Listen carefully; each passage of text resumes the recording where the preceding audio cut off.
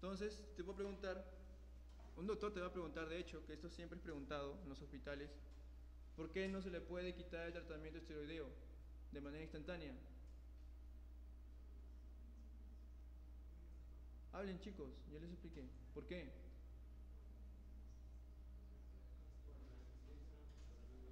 Porque te va a llevar a una insuficiencia suprarrenal aguda. Y si te pregunta cómo es eso, aquí le da. Doctor, por el eje hipotálamo, hipófisis, corteza suprarrenal. ¿Ya está?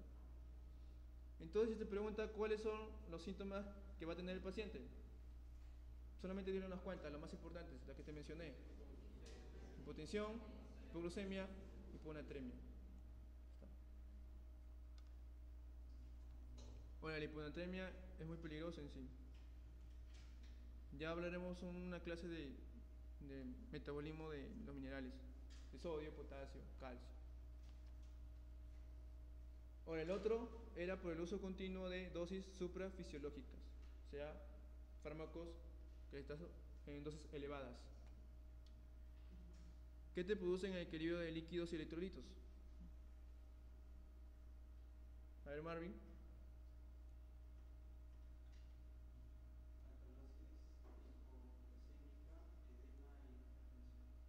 Te expliqué por qué. ¿Te acuerdas? ¿Qué hacía la aldosterona? Resuelve sodio, secreta potasio e iones hidrogeniones. Pero si hay un aumento de su concentración, va a resolver más sodio. Y el sodio siempre se resuelve con agua. Entonces, aumenta la volemia, aumenta la concentración de sodio, aumenta la osmolaridad plasmática y eso hace que aumente la presión arterial, que haya edemas. Y si secretas potasio y secretas iones hidrogeniones en abundancia, que hay una hipopotasemia. Y los iones hidrogeniones son los iones de la acidez. Y si se estás eliminando en cantidad, ¿qué va a haber en el organismo? Basicidad, o sea, una alcalosis. Ya. Reacciones inmunitarias. A ver, Marvin.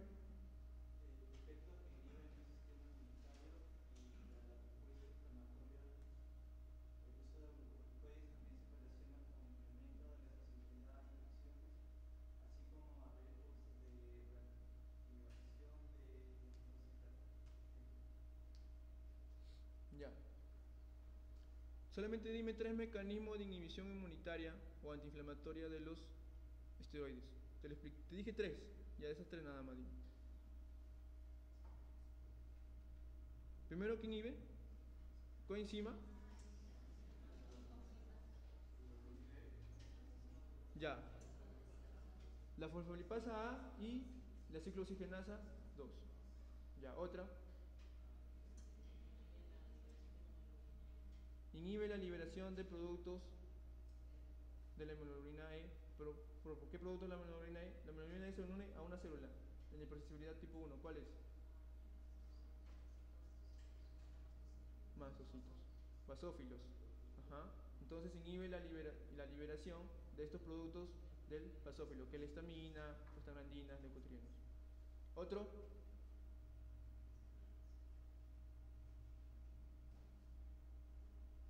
Inhibe la producción de las moléculas de adherencia de leucocitos a nivel endotelico vascular y eso inhibe la diapédisis. ¿Ya? Entonces, si yo estoy dando dosis suprafisiológicas, o sea, dosis elevadas de estos fármacos, ¿me va a inhibir el sistema inmunitario, sí o no? Me inhibe el sistema inmunitario. ¿Y el paciente a qué es propenso?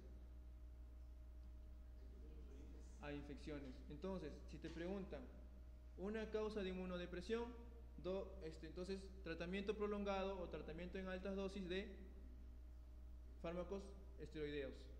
¿Ya?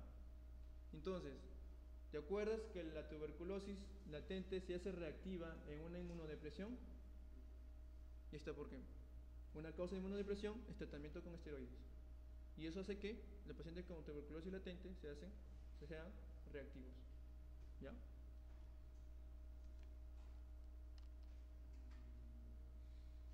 A ver, Sebastián. Toxicidad de los esteroides corticosteroidales. Posible riesgo de úlceras pépticas. La mayoría de los pacientes que presentó hemorragia gastrointestinal, en tanto recibía corticosteroides, también recibió AINES, que se sabe favorecen la ulceración.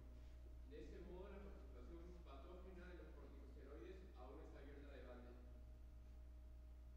La otra.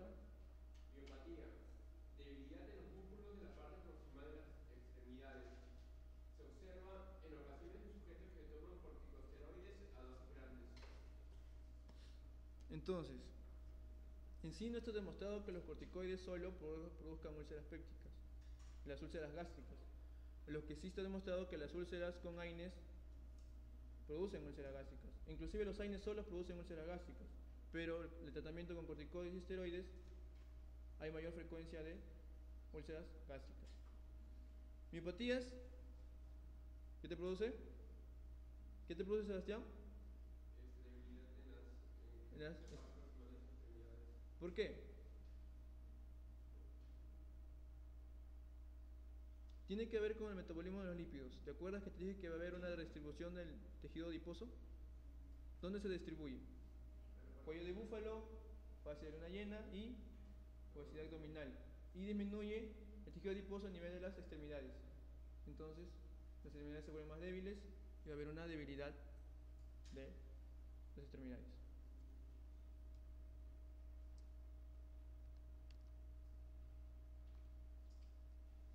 A ver, Almeida.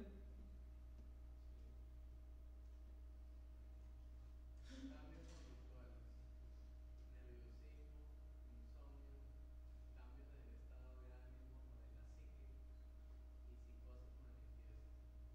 Se observan con cierta frecuencia tendencias Suicidas. La otra. cataratas.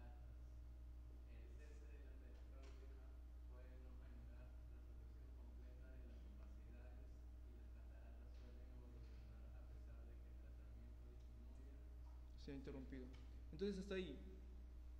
La toxicidad por uso prolongado o dosis suprafisiológica de estos fármacos esteroideos. Primero, ¿cuáles eran?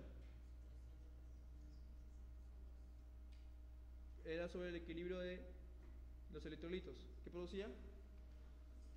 Edema, hipertensión arterial, alcalosis, hipopotasémica. Bueno, nada más, ¿no? La otra, suprime sistema inmunitario. ¿Qué te produce? Aumenta la frecuencia de infecciones, inmunodepresión, puede producirte una reactivación de una tuberculosis latente. ¿Qué más? Los cambios conductuales y las cataratas.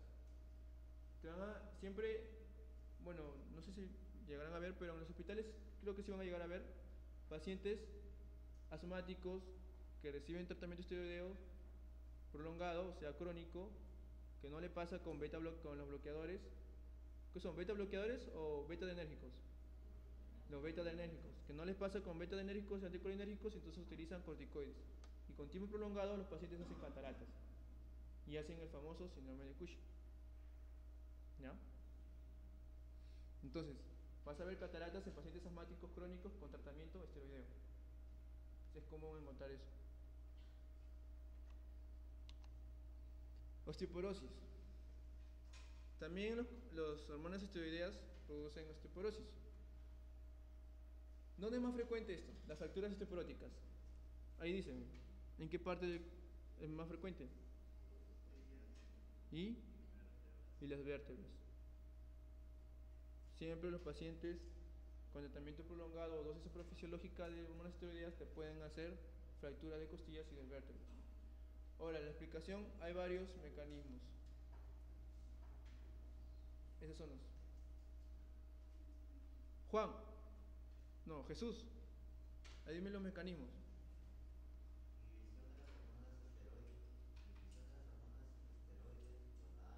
Ya, ahí nomás. El esteroide, una hormona esteroide gonadal de las mujeres. Estrógeno. ¿Qué hace el estrógeno a nivel del hueso?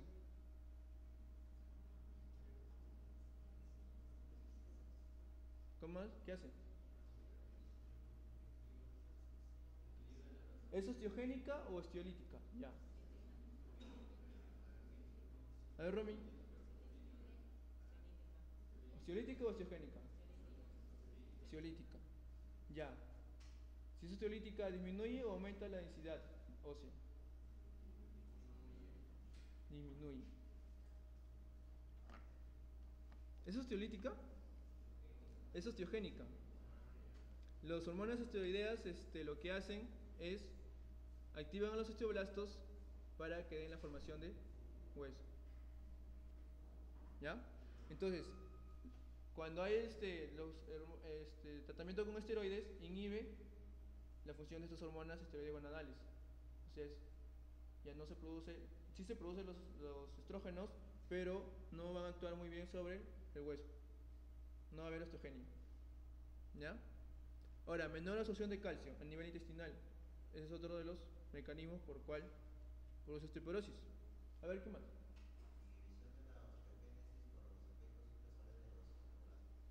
Ya. Inhibición de la osteogénesis. ¿Cuál es la célula del hueso que produce osteogénesis? Los osteoblastos. Entonces inhibe la función de los osteoblastos y estimula la función de los osteoclastos, o sea, la resorción ósea. Y la última.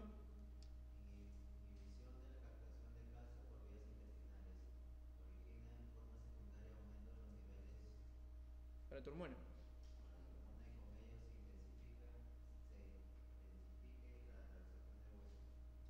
Ya. ¿Qué dice acá? Menor absorción de calcio a nivel de las vías intestinales. Entonces, esa menor absorción de calcio disminuye la concentración de calcio a nivel del plasma sanguíneo y eso es un estímulo para que se libere esta hormona, la paratormona de las glándulas paratiroideas. Y esta hormona que produce una resorción de hueso, o sea, es osteolítica. ¿Para qué produce resorción de hueso? Para mantener la concentración de calcio a nivel normal. ¿Ya? Entonces, todos estos son los efectos de los esteroides córticos suprarrenales. Ahora, con respecto a esto de que el estrógeno es osteolítica o osteoblástica, ¿por qué creen que es más frecuente las fracturas de cadera en mujeres postmenopáusicas? Porque no producen estrógeno. Entonces, ¿eso qué quiere decir? ¿Que son osteolítica o osteoclástica? ¿Osteolística o osteoblástica? Osteoblástica. Entonces ya hice una explicación. ¿Ya? No es osteolítica. La otra, osteonecrosis o necrosis vascular o ¿qué?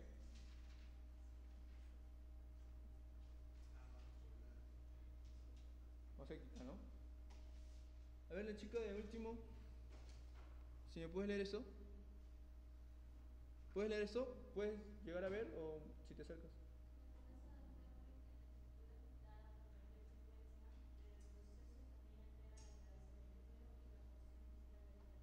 Ya, estoy nomás. Entonces, ¿cuál es la porción más afectada? La cabeza de fémur. Entonces, si la porción afectada es la cabeza de fémur, ¿dónde va a tener dolor el paciente? Ajá, la movedita de... En la cadera, ya. Y ahora, si otro dice, la cabeza del húmero. Si está afectada la cabeza del húmero, ¿dónde va a tener dolor el paciente? En el hombro. Y si está afectada la porción distal del fémur, porción distal del fémur, el fémur, la rodilla. O sea, te puede presentar, el paciente puede venir por dolores de cadera, dolores del hombro o dolores de rodilla. Y rigidez articular. ¿Qué entienden por rigidez articular? Claro, si tiene dolor de hombro, no puede mover el hombro. Y si lo mueve con dolor.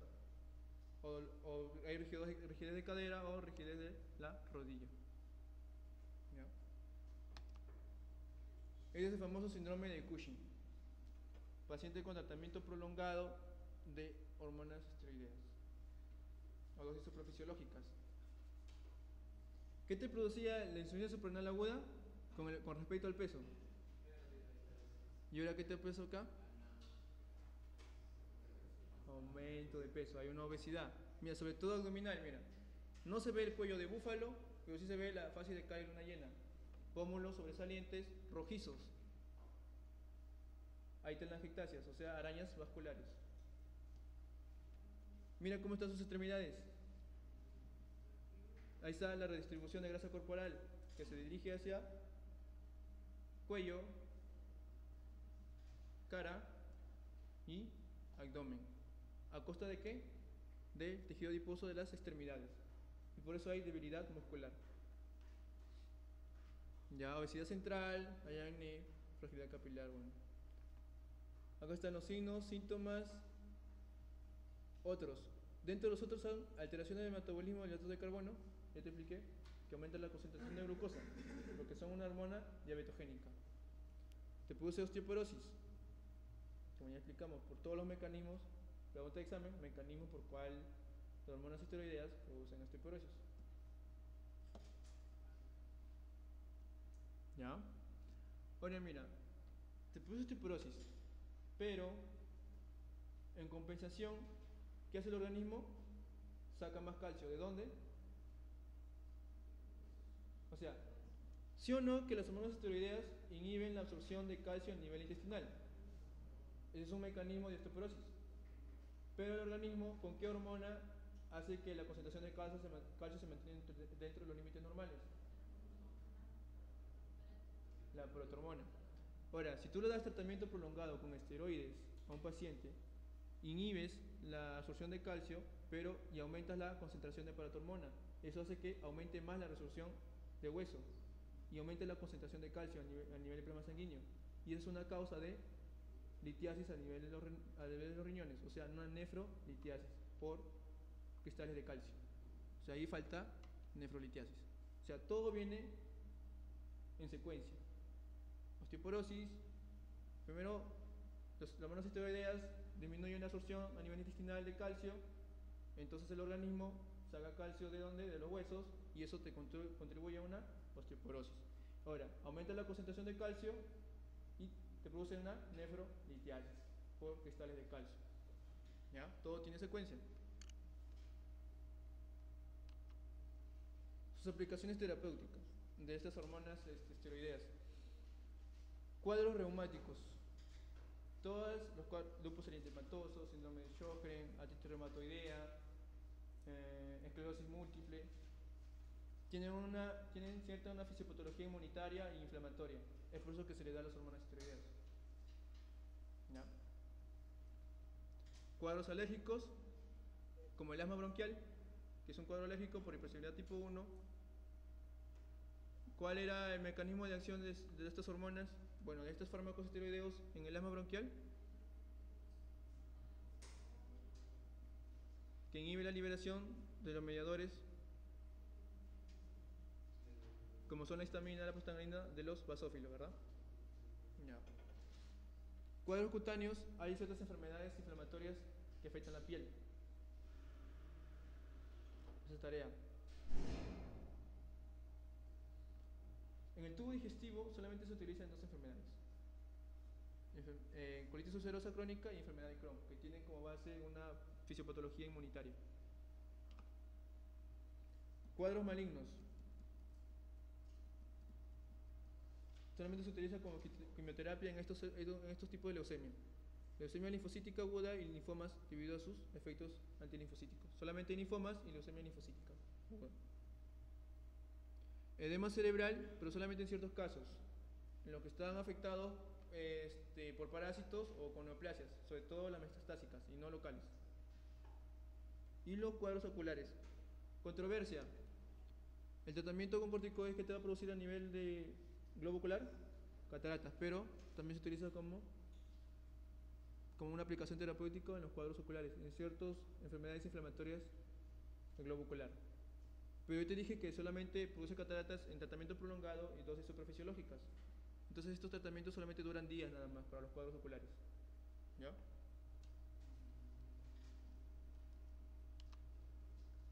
Entramos a los AINES.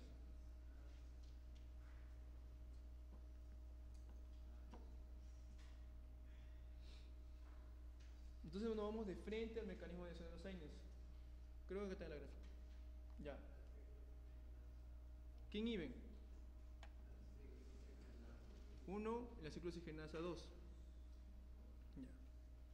¿Por qué el ácido acetilsalicílico aspirina es un tipo de AINE? Sí. Ya, mira, pero ¿por qué lo tienes separado? Como inhibidor de COX-1, inhibidor de COX-2 y el ácido acetilsalicílico. Porque la aspirina, se diferencia de las demás por su mecanismo de acción. Más adelante lo vamos a ver. Ahora, mira, los esteroides que inhiben que te dije, la fosfolipasa 2 y la ciclooxigenasa 2. Mira, acá está dibujado el mecanismo de acción de los esteroides que inhiben la acción de esta enzima. Es decir, inhiben la formación de ácido araquidónico, inhiben la ciclooxigenasa y la 5-lipoxigenasa. A comparación de los AINES que solamente te va a inhibir ¿qué? La ciclooxigenasa. La lipoxigenasa te mantiene intacta. Solamente te va a inhibir la vía de la ciclooxigenasa. Y esos son todos los mediadores de la inflamación. Las prostaglandinas, lipoxinas, los tromboxanos, prostaciclinas. Que ya hablamos la clase pasada. A ver, Romy, ¿qué dice? La COX-1 es una isoforma constitutiva que aparece en casi todas las células y tejidos normales, en tanto que las citocinas y los mediadores de inflamación que acompañan a esta última inducen la producción de COX-2. Sin embargo, la COX-2 también se expresa en forma constitutiva en algunas zonas de riñón y encéfalo. Entonces, diferencia entre la COX-1 y la COX-2. La COX-1 se encuentra en todas las células y tejidos normales. Y la COX-2 solamente se van a encontrar en riñones y encéfalos. ¿Cuándo se van a encontrar la COX-2 en todas las células o tejidos normales? Solamente cuando haya citocinas o mediadores de la inflamación. Que esto van a inducir a la producción de la COX-2. ¿Ya? Entonces, de manera fisiológica, de manera normal, todo nuestro organismo tiene COX-1. Solamente, ¿qué parte de nuestro organismo tiene COX-2? Riñones y el encéfalo. Pero si hay una fuente de inflamación, puede haber la producción de COX-2, esté donde esté la inflamación, el foco de inflamación. ¿Ya? A ver, Domi, sigue. Como dato importante, la isoforma constitutiva dominante en las células del epitelio gástrico es COX-1, pero no COX-2, y constituye la principal fuente para la formación de prostaglandinas citoprotectoras. La aspirina y los AINES inhiben la enzima COX y la producción de prostaglandina. No inhiben las vías de la lipoxigenasa del metabolismo del ácido araquidónico y por tanto no suprimen la formación de yogotrieno. Ya, importante. Los AINES como reacción adversa más común es formación de úlceras gástricas, úlceras pépticas. ¿Por qué? Vamos a ver, pero acá está dando una explicación más detallada. Las células del epitelio gástrico solamente tienen COX-1, pero no COX-2. Entonces, para evitar la formación de úlceras gástricas y seguir con el tratamiento antiinflamatorio, doy a mi paciente fármacos COX-2. Salieron los famosos COX-2 selectivos. Tarea para la clase. COX-2 selectivos, ¿cuáles son? Pregunta de examen. Los COX-2. Creo que son los MOBITs, los Celecoxib.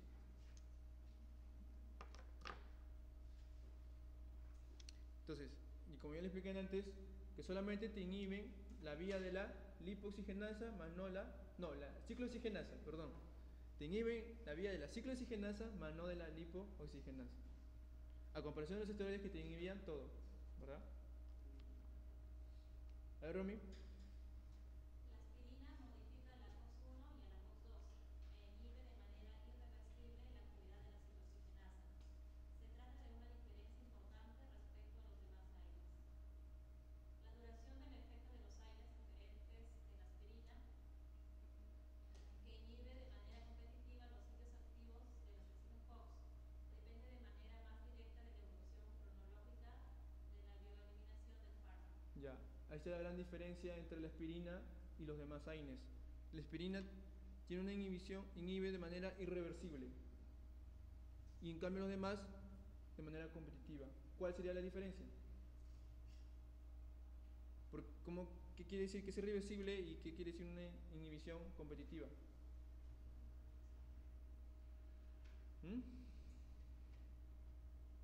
Aquí te mencionan, mira.